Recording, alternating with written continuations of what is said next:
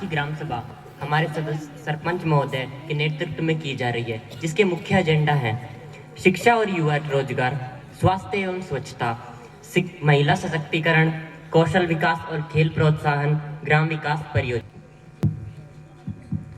सभी को नमस्कार। सभा में पधारे सभी लोगों का मैं तहे दिल से स्वागत करती हूँ। आप सभी को मैं सबसे पहले हमारे सदस्य गुणों से परिचय करवाना चाहूँगी। हमारे सचिव प्रियांक जी, हमारे एसएचजी मेंबर श्रीमती खुशी जी, हमारे कृषि सहायक श्रीमान ऋतिक जी, हमारे रोजगार सहायक श्रीमान गुंजन जी, हमारे हेडमास्टर श्रीमती ट्विंकल जी, आशा वर्कर श्रीमती सलोनी जी, एसएमसी रिप्रेजेंटेटिव आयुष जी और दीपेश जी, डाटा एंट्री ऑफिसर श्रीमान गौरव जी और वार्ड पंच श्रीमती नीतू जी, वंदना जी, प्रिया वर्मा जी, बिट्टू सिंह जी और कार्तिक जी। तो मैं सचिव साहब से अनुरोध करना चाहूंगी, पिछली बैठक में लिए गए फैसलों के बारे में सबको बताएं। जी जरूर। पिछली बैठक में कुछ फैसले लिए गए थे और उन पर कार्रवाई भी की गई थी, जिसमें से कुछ हैं बाबा रामदेव वाली गली जो कच्ची थी उसको पक्की करवा दी गई है और दोनों तरफ नाली बनाने का कार्य अभी भी जारी है। गांव में डस्टबिन की समस्या थी पहले, उसको भी ठीक कर दिया गया है और गांव वाले बढ़ चढ़ के उसका यूज़ भी कर रहे हैं। आज संयोग से विद्यालय में ग्राम सभा भी होती रहती है। पहले ये समस्या थी कि ग्राम में टीचर्स नहीं आते हैं, टीचर्स रेगुलर नहीं होते हैं, अब वो रेगुलर हैं। और इससे भी मेन मुद्दा था कि दिन प्रतिदिन स्टूडेंट्स की जो अटेंडेंस है वो कम होती जा रही है, लेकिन अब पिछले साल की कंपैरिजन में इस साल जो अटेंडेंस का जो रेशियो है वो बहुत ही गिरा है। धन्यवाद प्रियांक जी। आपसे अनुरोध है, आप सभी ग्रामवासियों को पिछले साल के आमदनी, खर्चे और लेखा रिपोर्ट के बारे में बताएं। पहले आमदनी पे आते हैं। भूमि ठेके पर देने से 5 लाख रुपए, दोनों तालाबों में मछली पालन 1-1 लाख रुपए, दुकानों का किराया 1 लाख रुपए, सरकारी ग्रांट 10 लाख, अनुदान 40 लाख, जिला परिषद से अनुदान 10 लाख, कुल हो गए 68 लाख। अब खर्चा, तालाब की मिट्टी निकलवाने का खर्चा 20,000, डस्टबिन रखवाने का खर्चा 30,000, मंदिर वाली गली पक्की करवाने का खर्चा 14 लाख, मोहल्ले शौचालय निर्माण का खर्चा 2.5 लाख और सौर ऊर्जा लगवाने का खर्चा 16 लाख। पूरा खर्चा हुआ 33 लाख और बचा हुआ 35 लाख रुपए ग्राम के खाते में जमा है। धन्यवाद सचिव जी। आशा है कि आप सभी को इस ब्यौरे से सहमत होंगी और आपके सामने हमारी पंचायत सुचारू रूप से चल रही है और आपके सहयोग से भी। चलो अब हम हमारे गांव के भावी विकास योजना पर चर्चा करेंगे। तो सभी ग्रामीण वासी अपनी अपनी समस्याओं को क्रमशः बताएं। राम राम सरपंच जी। राम राम जी, मैं थारा गांव को एक गरीब किसान हूँ। हमारी आय को एकमात्र स्रोत वह है खेती। अब वो खेती में भी माने सिंचाई के लिए बारिश पर निर्भर रहना पड़े हैं। अब बारिश कदे हुए है कदे कम हुए हैं।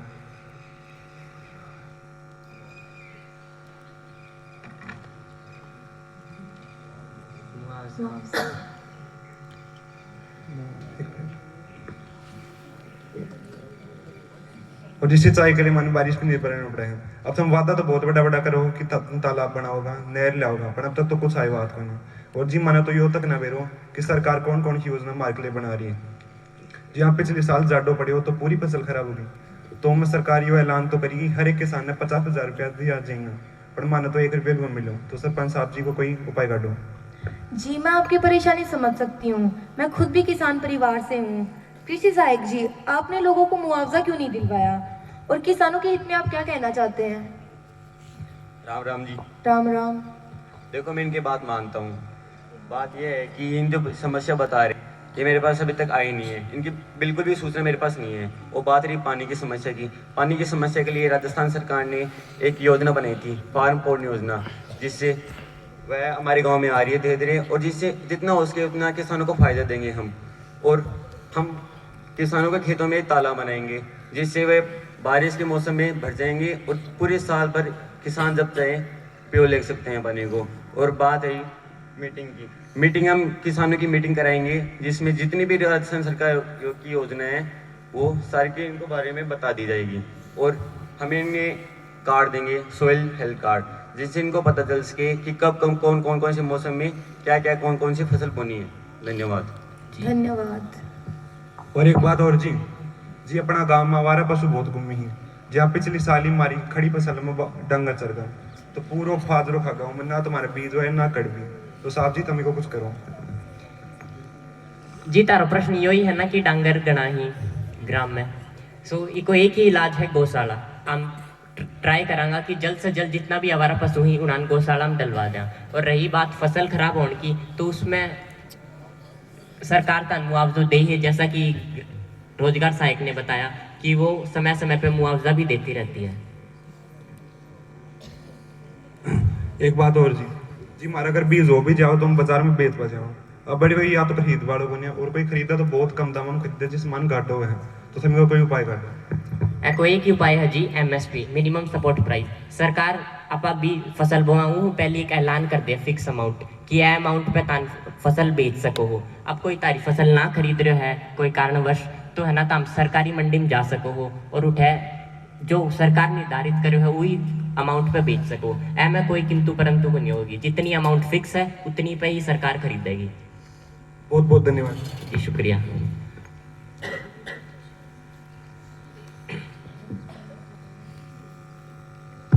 सरपंच साहब राम राम। राम राम। ते जब स्वभाव है तो वादा बहुत करो कि ते स्वास्थ्य पे ध्यान दोगा, मेडिकल कैंप करवाओगा, वैक्सीन वो कर रही। जब भी वैक्सीनेशन कैंप है तो ये आम जनता की जानकारी कौन पहुंच पाओ और जब पहुंचा तो बहुत लेट हो जाओ। इस हो गए बच्चा बहुत ही आगे चल के बीमार है वो सामना करना पड़ा है तो इनको क्या समाधान है वो? जी टीकाकरण तो बच्चों के स्वास्थ्य के लिए बहुत जरूरी है। आशा वर्कर जी, आप इस वैक्सीनेशन के मुद्दे पर क्या स्थिति रखते हैं? सरपंच जी, हमारे गांव में वैक्सीनेशन और हेल्थ अवेयरनेस के कैंपेन्स समय समय पर हो रहे हैं, लेकिन बस बात यहाँ आकर रुक जाते हैं कि गांव के लोग हमें बिल्कुल भी कोऑपरेट नहीं करते हैं। हम वैक्सीनेशन की सारी जानकारियाँ गांव में समय समय पर सभी लोगों को देते रहते हैं, लेकिन महिलाएं इस बात पर गौर नहीं करती हैं। वे अपने घर के काम, अन्य कामों में व्यस्त रहती हैं। लोगों की उदासीनता की वजह से कुछ बच्चे टीकाकरण से छूट जाते हैं, लेकिन फिर भी हर साल हमारी यही कोशिश रहती है कि हम हमारे गांव के सभी बच्चों का टीकाकरण करें। धन्यवाद। धन्यवाद सलोनी जी। अन्य प्रश्न? सरपंच साहिबा, मैं स्वयं सहायता समूह की ओर से हूँ। हमारी स्वयं सहायता समूह की महिलाओं को आर्थिक मदद की आवश्यकता है ताकि हम छोटे से छोटे व्यवसाय में आगे बढ़ सकें। क्या पंचायत हमारी आर्थिक मदद कर सकती है? जी ज़रूर, हम इस पर विचार करेंगे। हमारे पास इसकी कोई पूरी जानकारी नहीं है। मैं खुशी जी से अनुरोध करती हूँ वे हमें इसकी पूरी जानकारी दें। सरपंच जी, हमारी SHG की महिलाएं बेरोजगारी को दूर करने के लिए महिलाओं को रोजगार देती हैं, लेकिन हमारे साधनों की कमी है। हमें आपके फाइनेंशियल सपोर्ट की ज़रूरत है जिससे हम मार्केट में अपना नेटवर्क बिल्ड करेंगे और हमारे जो प्रोडक्ट्स हैं वो ऊंचे दामों में बेचे जाएंगे। इससे हमारे वुमेन लेड बिजनेस को स्केल भी कर सकेंगे। तो मैं आपसे फाइनेंशियल सपोर्ट की आशा करती हूँ। धन्यवाद। जी ज़रूर। सचिव जी, बजट को देख के बताइए हम आशा वर्कर महिलाओं की किस प्रकार मदद कर सकते हैं? जी ज़रूर। अभी बताना तो थोड़ा मुश्किल है कि कितना आया, कितनी आई हुई, कितना खर्चा हुआ, लेकिन पंचायत आपकी पूरी मदद करेगी कि आपको जल्द से जल्द पैसे प्रोवाइड करवा दिए जाएं। नमस्ते सरपंच साहिबा, हम मनरेगा स्कीम से हैं और हमारी परेशानी ये है कि साल भर में कुछ महीने तो हमें काम मिल जाता है और कुछ महीने हम बेरोजगार ही बैठे रहते हैं और पैसे भी हमें बहुत देरी से मिलते हैं। तो अब आप ही बताइए कि हमारे काम के बदले काम में हमें ताना समय पर क्यों नहीं दिया जाता? और हाँ सरपंच जी, हम गरीब और बेरोजगार लोग जब भी किसी परीक्षा या योजना का फॉर्म भरने जाते हैं तो हमें रोजगार सहायक द्वारा यह कहकर टाल दिया जाता है कि आज साइट नहीं चल रही है। तो आप इसका भी समाधान दें। सहायक जी, आपके विभाग से इतनी परेशानियां क्यों आ रही हैं? आप इनके हित में क्या कहना चाहते हैं? जी सरपंच साहब, इस बात को बिल्कुल नहीं कहा जा सकता है कि गांव के कई युवा अभी भी बेरोजगार हैं और उन्हें फार्म भरवाने के लिए ही ऑफिस के इतने चक्कर लगाने पड़ते हैं। इसका पीछे का मेन कारण उभर कर आ रहा है, वो है इंटरनेट की समस्या। इंटरनेट बहुत लो होने की वजह से फार्म समय पर नहीं भरे जाते हैं, जिसकी वजह से कई बार फार्म की तिथि भी निकल जाती है और युवाओं को कई दफ्तर के चक्कर भी लगाने पड़ते हैं। ऊपर से हमारे ऊपर स्टाफ और संसाधन दोनों की कमी है, जिसकी वजह से काम मंद चल रहा है। जी ज़रूर, हम आपकी मदद करेंगे। हम आपके विभाग में असिस्टेंट प्रोवाइड करवाएंगे, इंटरनेट लीज लाइन प्रोवाइड करवाएंगे, जिससे आपका काम आसान और फुर्ती से होगा। और रही बात मनरेगा स्कीम की महिलाओं को, तो हम उन्हें समय पर मेहनताना दिलवाएंगे और हम यह भी जांचेंगे कि प्रॉब्लम कहाँ आ रही है। राम राम सरपंच साहब। राम राम। चलो मान लिया इंटरनेट स्लो चल रहे हैं, तो हम भी जब भी ऑफिस में हम सब लोग तो कहते थे मिलो को ना, अब मिल भी जाओ तो या कहो कि घर पर आयो, घर पे सिस्टम लगा रखा है, तो इको क्या मतलब है? अरे जी साहब, ये तो कई सुनी बात है। ग्राहक के सिस्टम चला गया है। अब देखो आज की टाइम पे इतनी आधुनिक औपचारिकता है, जहाँ थारा बायोमेट्रिक चाहिए है, थारी प्रेजेंस चाहिए है, यदि हम फॉर्म भर पावा हाँ, ये खातर था ना हम ऑफिस में बुलावा हाँ और कन्या बिठा के फॉर्म भर पावा हाँ। ना तो मान बेरो कौन सा फॉर्म भरनो है, ना मान भर्ती हो बेरो कया भरनो है, कया ना कैसे बताओ? अरे भाई साहब, वो खातर तो हम ही रोजगार जागरूकता कैंप लगावा हाँ महीने का हर दूसरे शनिवार में। वो मैं सारी बातें बतावा कि के भर्ती खातर थे एलिजिबल हो, के चीज का थान फार्म भरना चाहिए और के रोजगार में थान जाना चाहिए। कौन सा गांव में लगा हो, ये गांव में या दूसरा गांव में? इन तो मान लागे दिखे को ना तो हम पंचायत में अनाउंस करो कि भाई 8 कैंप लागे को 8 ना। अरे भाई साहब, सारी सूचना रहे थार तक पूछन गुण पावे ए चीज खातर हम यो इंश्योर कर सका कि अगली बार हूँ सारा पंचा ने सूचना दी जा और पंच ही तार सारा ताई वार्ड मेंबर आते पहुंचाऊंगा कि कया के कद कैंप लाग रहे हैं और कड़े कैंप हो रहे हैं। बाकी सारा काम टेम्पो है, कैंप काम भी लागे हैं और सारी सूचना भी दी जाए। भाई साहब देखा किसो काम देख लियो। अगली समस्या। सरपंच जी, हमारे गांव के सरकारी स्कूल में बच्चे इतने कम हैं और बच्चे स्कूल में इधर उधर क्यों घूमते रहते हैं? क्या बच्चे स्कूल में पढ़ने के लिए आते हैं, खेलने के लिए? क्यों हेडमास्टर जी से बच्चे संभाले नहीं जाते क्या? क्यों बच्चे प्राइवेट स्कूल में एडमिशन ले रहे हैं? क्या बच्चों की नियमित रूप से कक्षाएं चल रही हैं? क्या उनका कोई निश्चित समय है? क्या शिक्षक नियमित रूप से कक्षाओं में आ रहे हैं? क्या हेडमास्टर जी बच्चों पर ध्यान देते हैं? सरपंच साहब, हमारे सरकारी स्कूलों में जो मिड डे मील बनता है वो सही नहीं बनता है, ना ही बच्चों को सही समय पर मिलता है। क्या कभी कुछ गिरा होता है, कभी कुछ गिरा होता है, तो बच्चों के स्वास्थ्य के साथ खिलवाड़ हो रहा है। आप क्या कर रहे हैं, क्या कदम उठा रहे हैं? जी आप शांत हो जाइए। हेडमास्टर जी, क्या ये ग्रामवासी सही कह रहे हैं? क्या बच्चों का खाना सही नहीं बनता? बच्चे क्लास से नियमित नहीं लेते, सारे दिन इधर उधर खेलते रहते हैं। जी देखिए, आप ऐसा तो नहीं कह सकते कि बच्चे पढ़ नहीं रहे हैं। हमने गांव की स्कूल में सभी बच्चों का दाखिला करवा दिया है और ऐसा नहीं है कि हम उन पे ध्यान नहीं देते या वो सारा दिन खेलते रहते हैं।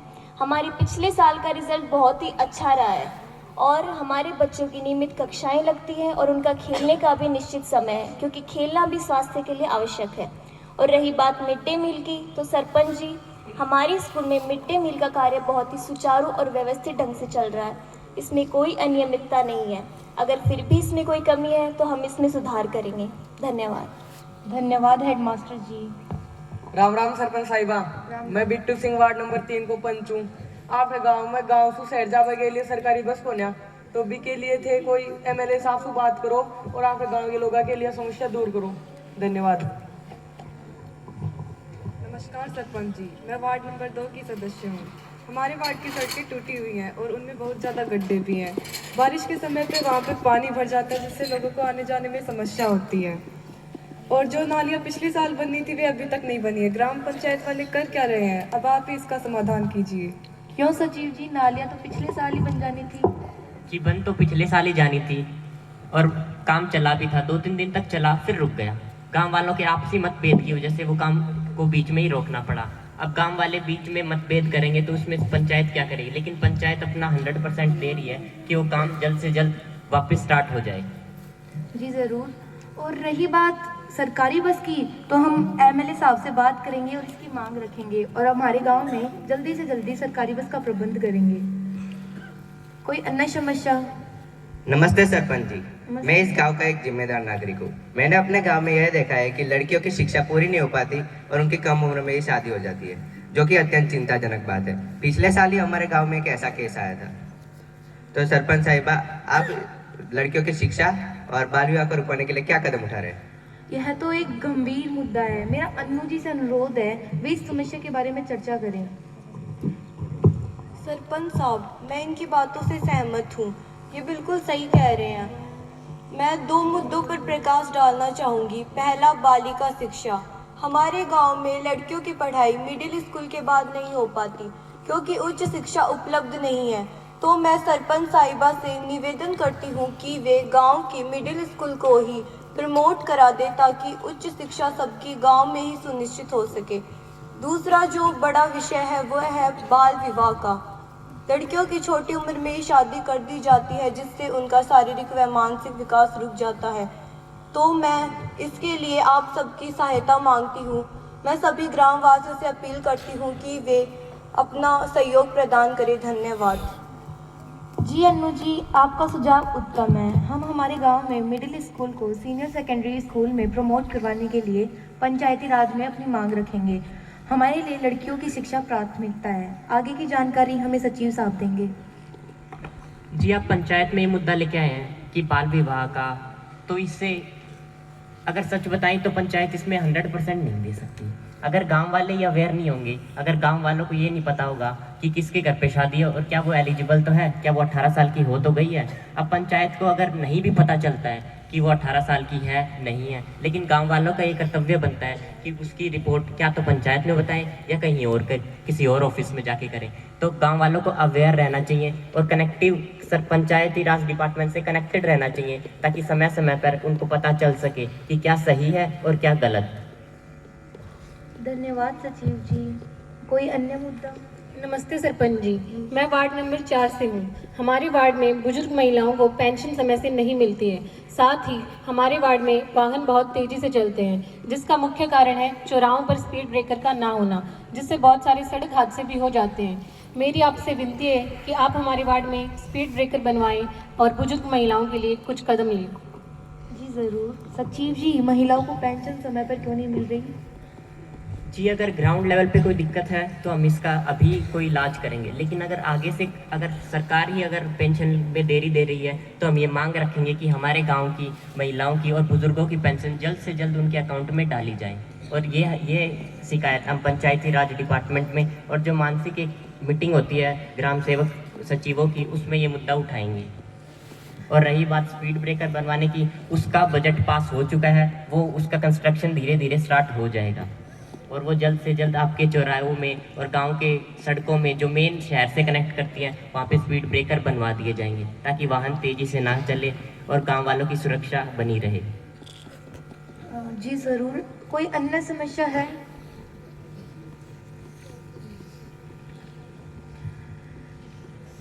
जैसा कि सचिव साहब ने बताया, हमारी ग्राम पंचायत के खाते में 35 लाख रुपए शेष हैं। ग्राम पंचायत इस राशि को प्राथमिकता के आधार पर निम्नलिखित कार्यों पर खर्च करने का प्रस्ताव रखती है।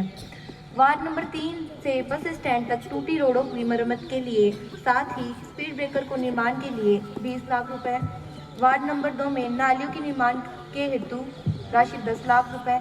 SHGs की महिलाओं को आर्थिक सहायता देने के लिए राशि 4 लाख रुपए। रोजगार विभाग में इंटरनेट लीज लाइन प्रोवाइड करवाने के लिए रुपए 1 लाख रुपए। इन मुद्दों पर ग्राम सभा अपनी सहमति दर्ज करें और अपने हाथ उठाकर अपनी सहमति दर्ज करें। क्या आप सभी सहमत हैं? धन्यवाद।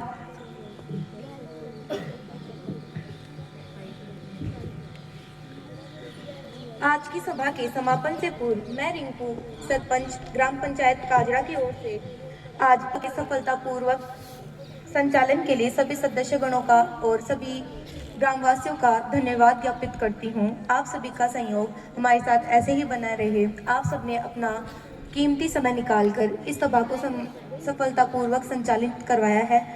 मैं आप सभी से अनुरोध करती हूँ या फिर सभी से आशा रखती हूँ कि भविष्य में भी आपका सहयोग इसी प्रकार बना रहे और हमारा गांव उन्नति की ओर बढ़ता रहे।